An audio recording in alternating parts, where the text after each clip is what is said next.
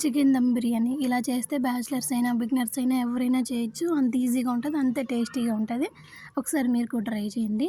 First అయితే చికెన్‌ని clean చేసుకోవాలి. దీంట్లో హాఫ్ టీ స్పూన్ పసుపు, 1 టేబుల్ స్పూన్ ధనియా పొడి, 1 టేబుల్ స్పూన్ కారం వేసుకోవాలి. ఇప్పుడు 1 teaspoon garam masala, 1 teaspoon biryani masala వేసుకోవాలి.